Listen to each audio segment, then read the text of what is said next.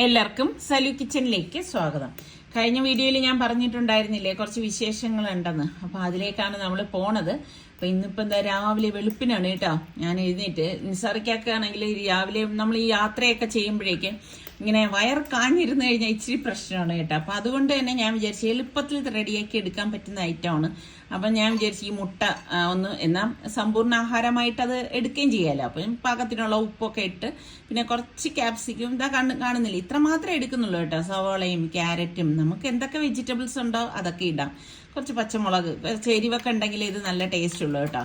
അപ്പം രാവിലെ ആയതുകൊണ്ട് തന്നെ പിന്നെ ഹെവി ആയിട്ടൊന്നും കഴിക്കാനും പറ്റത്തില്ല. അപ്പം പണ്ടൊക്കെ ആണെങ്കിൽ നമ്മൾ ഇങ്ങനെ എന്തു പറയാൻ ട്രെയിനിലൊക്കെ യാത്ര ചെയ്യുമ്പോഴേക്ക് ട്രെയിനിൽ നിന്ന് വാങ്ങിച്ച് കഴിക്കുമായിരുന്നു. ഇപ്പം പിന്നെ അങ്ങനെ കഴിക്കാനായിട്ട് അത് നമുക്ക് എന്തോ മനസ്സിന് അത്ര അങ്ങോട്ട് തൃപ്തിയും ഇല്ല കേട്ടോ.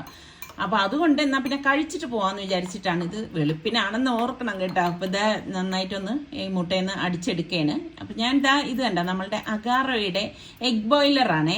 അതിൽ ഈ പൗച്ചും ഉണ്ട് കേട്ടോ. ശരിക്കും ഞാൻ ഇതിവിടെ ഇടയ്ക്കിടയ്ക്ക് ഉണ്ടാക്കി സൽമാനൊക്കെ പെട്ടെന്ന് പോകേണ്ട അവസരങ്ങളിൽ ഉണ്ടാക്കുന്ന ഒന്നാണ് കേട്ടോ. ഭയങ്കര എളുപ്പമാണ് ഇതിലുണ്ടാക്കാനായിട്ട്. അപ്പം നമുക്ക് അതിൽ കുറച്ചൊന്ന് ഓയിലൊന്ന് ബ്രഷ് ചെയ്ത് കൊടുക്കണം. പിന്നെ നമ്മൾ വേറെ കാര്യങ്ങളൊന്നും അറിയേണ്ട ആവശ്യമില്ല കേട്ടോ. അത് തന്നെ എല്ലാം ചെയ്തോളും. അപ്പം ഓയിൽ എല്ലായിടത്തും ഒന്ന് പെരളാൻ വേണ്ടിയിട്ടാണ് ഞാനൊന്ന് ബ്രഷിൽ ചെയ്ത് കൊടുക്കുന്നത്. അപ്പം ഞാൻ അതിൻ്റെ അടിയിൽ വെള്ളം ഒഴിച്ച് വെച്ചിട്ടുണ്ടായിരുന്നു. എന്നിട്ട് നമുക്ക് ഈ ബീറ്റ് ചെയ്ത മുട്ടയുണ്ടല്ലോ, അതാകുമ്പോൾ എല്ലാ വെജിറ്റബിൾസും ഉണ്ട്. നമുക്ക് പിന്നെ ഒരു ക്ഷീണോ ഒന്നും ഉണ്ടാവത്തില്ല. ഇതൊരു പീസ് കഴിച്ചാൽ തന്നെ വയറ് നിറയും കേട്ടോ. അപ്പോൾ ഇത് നമുക്ക് ഈ പൗച്ചിലേക്ക് ഒഴിച്ചു കൊടുക്കാം. ഭയങ്കര എളുപ്പമാണ്. ഞാൻ പറഞ്ഞില്ലേ, ഇത് നമുക്ക് വീട്ടിലുണ്ടെങ്കിൽ കുട്ടികൾക്ക്, പ്രത്യേകിച്ച് ചെറിയ മക്കൾക്കൊക്കെ നമുക്ക് ലഞ്ച് ബോക്സിലൊക്കെ കൊടുത്തുവിടാൻ പറ്റിയ ഒരു ഐറ്റം തന്നെയാണ് കേട്ടോ. പിന്നെ അവര് ഇത് കഴിക്കാതിരിക്കത്തൊന്നുമില്ല. കാരണം വളരെ കുഞ്ഞായിട്ടല്ലേ നമ്മൾ ഈ വെജിറ്റബിൾസും എല്ലാം അരിഞ്ഞെടുക്കത്തുള്ളൂ. ഇനി നമുക്ക് വേറൊന്നുമില്ല. ഇപ്പൊ ഞാൻ 3 മുട്ട എടുത്തതാണ്. ഈ ഒരു 4 എണ്ണയുള്ള ആ ഒരു ഇതിലേക്ക് ഞാൻ ഒഴിച്ചെടുത്തത്. ഇനി നമുക്ക് ഇത് മൂടി വെച്ച് കൊടുക്കാം കേട്ടോ. മൂടി വെച്ചിട്ട് ഓൺ ചെയ്ത് കഴിഞ്ഞാൽ ഓട്ടോമാറ്റിക്കായിട്ട് തന്നെ അത് റെഡി ആവുമ്പോഴേക്ക് ഓഫ് ആയിക്കോളും. അങ്ങനെ ഒരു ഉപകാരമുണ്ട് കേട്ടോ. അപ്പോൾ ഇനിയിപ്പോൾ ഞാനിപ്പം നിസാർക്ക് അവിടെ റെഡി ആയിക്കൊണ്ടിരിക്കുന്നത്. എനിക്ക് ഡ്രസ്സ് ചേഞ്ച് ചെയ്യണം, അത്ര മാത്രമേ ഉള്ളൂ. അപ്പോൾ അതിനിടയ്ക്ക് നമ്മളുടെ എഗ്ഗ് റെഡി ആയിട്ടുണ്ട്. വളരെ ഈസിയാണ്. ഇത് പ്ലേറ്റിലേക്ക് ഒന്ന് കമഴ്ത്തി കൊടുക്കുമ്പോൾ തന്നെ താനേ വന്നോളും. എന്താ കണ്ടോ. ഇനി ഇതിന്റെ കൂട്ടത്തില് ബ്രെഡും കൂടി ഉണ്ടെങ്കിൽ പറയാൻ വേണ്ട. ഇതിപ്പം ബ്രെഡൊന്നും ഇല്ല. ഈ ഒരു രീതിയിലാണ് ഞാൻ എടുക്കുന്നതെന്നേ ഉള്ളൂ. നമ്മൾ ഫ്ലൈറ്റിലൊക്കെ കയറുമ്പം ചിലപ്പോൾ കിട്ടാറുണ്ട് ഈ ഒരു ടൈപ്പിലുള്ള ഫുഡ് കേട്ടോ. അപ്പൊ എനിക്കിതൊക്കെ ഉണ്ടാക്കുമ്പോൾ അതാണ് എപ്പോഴും ഓർമ്മ വരുന്നതേ. അപ്പൊ ഞാനൊന്ന് കട്ട് ചെയ്ത് കാണിച്ചു തരാം കേട്ടോ. അതാ കണ്ട, ഉള്ളൊക്കെ കറക്റ്റിന് വെന്ത് വന്നിട്ടുണ്ട്. അടിപൊളിയാണ്. അപ്പൊ ഇതാണ് ഇന്നിപ്പം നമ്മൾ ബ്രേക്ക്ഫാസ്റ്റ് ആയിട്ട് കഴിക്കുന്നത് കേട്ടോ. ഭയങ്കര ടേസ്റ്റുമാണേ. അപ്പം ഇത് നിങ്ങളൊന്ന് ട്രൈ ചെയ്ത് നോക്കുക കേട്ടോ. അങ്ങനെ ഇപ്പം നമ്മൾ റെഡിയായി ഇറങ്ങിയിരിക്കുകയാണ്.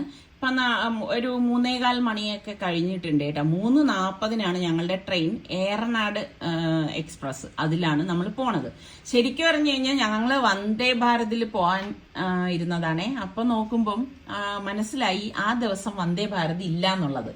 കാരണം വൈകുന്നേരം മാത്രമേ അന്ന് വന്ദേ ഭാരതുള്ളൂ. വന്ദേ ഭാരതിൽ സത്യം പറഞ്ഞ് യാത്ര ചെയ്ത് സുഖിച്ചു പോയി എന്ന് തന്നെ പറയാൻ കേട്ടാ. അപ്പൊ സലു ആണ് നമ്മളെ റെയിൽവേ സ്റ്റേഷനിലേക്ക് വിടുന്നതേ.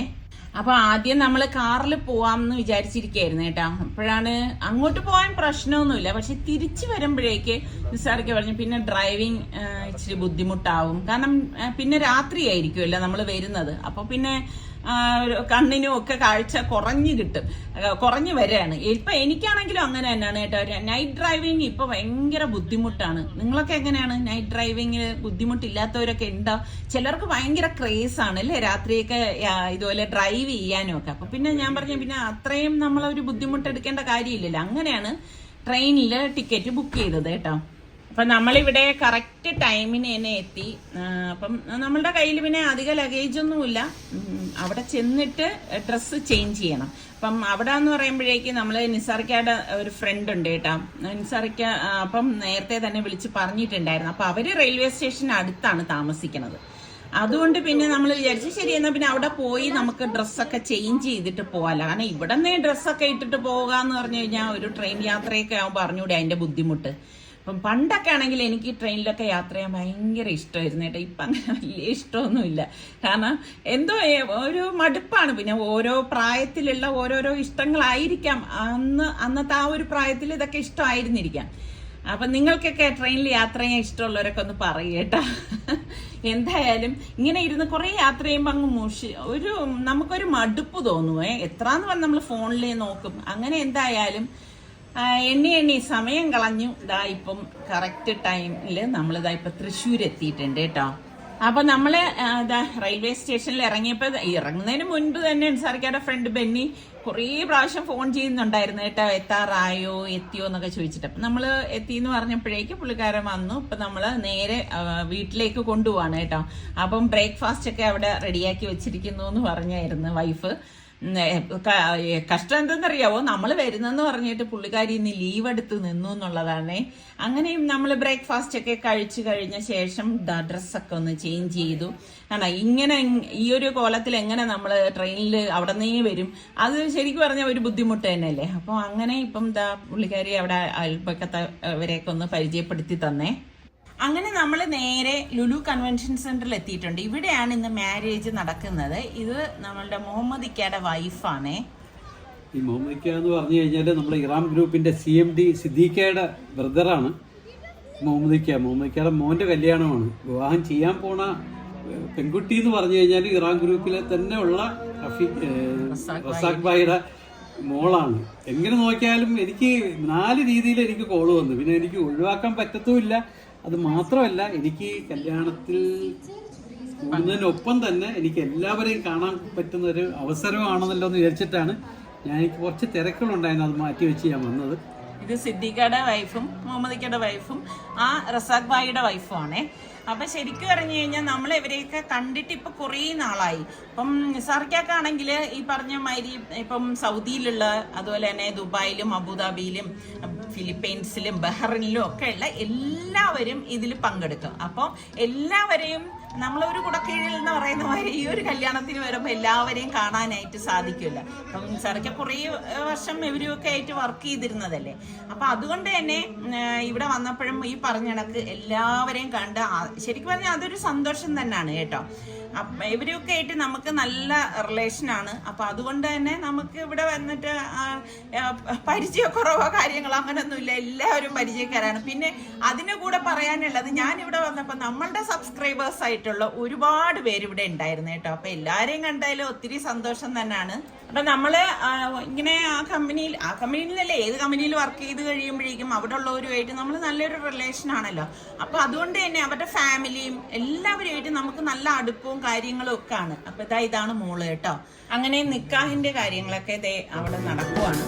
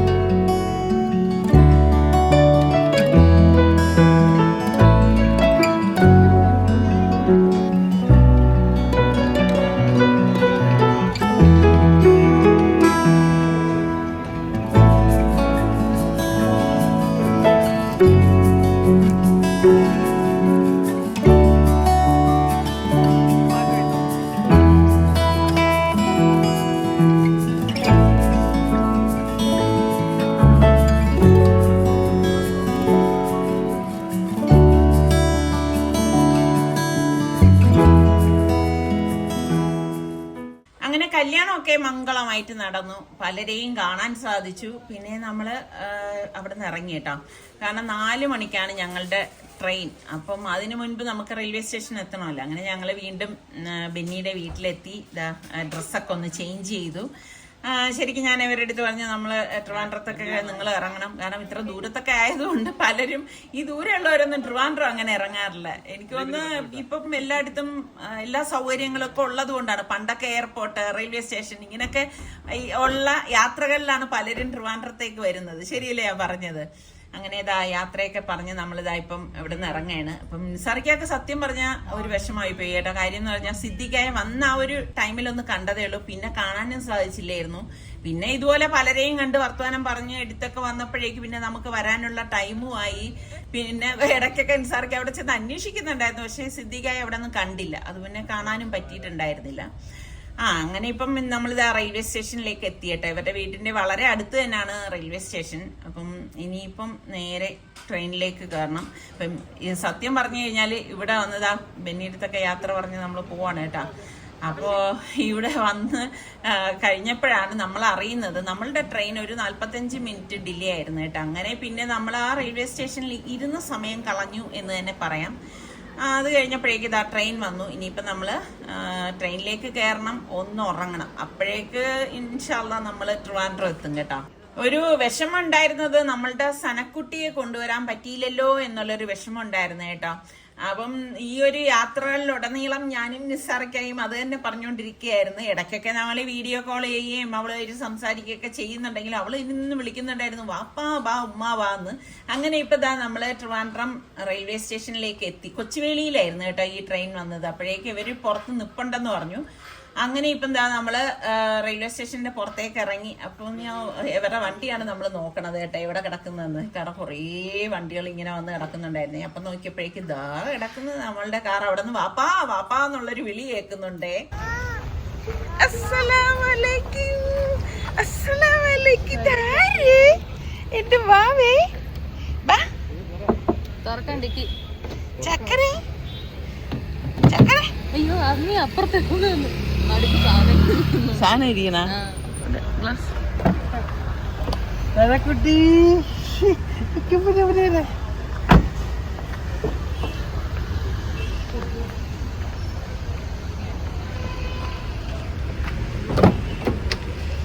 ചക്കരേ. അസ്സലാമലൈക്കും. ഇതെന്താ ബലൂണ്? ഉമ്മ എവിടെ പോയിരുന്നു വാപ്പായും ഉമ്മയും?